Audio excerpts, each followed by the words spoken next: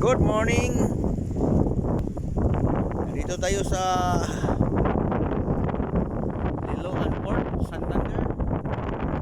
So dito tayo, nagtambay-tambay tayo dito kay Pedro. So ako palang isang nakapila dito sa port, no? Ibang mga sasakyan. Medyo mura tayo dito.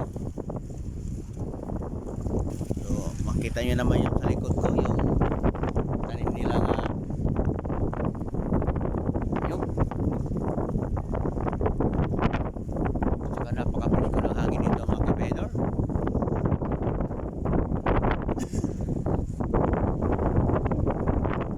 Napakaganda ng ano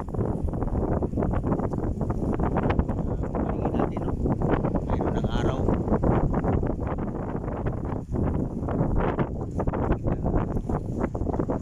Kita nyo ang araw niya.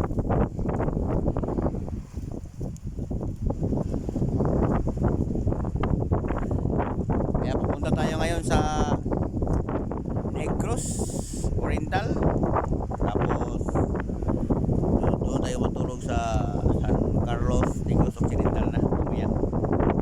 So ito ang unang biyahe natin kasi napurnada yung biyahe natin nung nakaraan sa Tres dahil sa Bagyo. Delay na yung schedule natin. Ano yung magawa? Mahalaga safe tayong lahat. Doon nakakaawa yung natamaan ng mga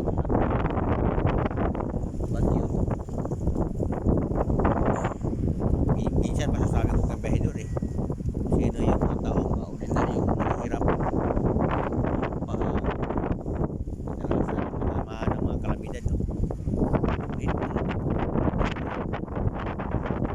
Hindi lang yung mga buhaya matamaan ng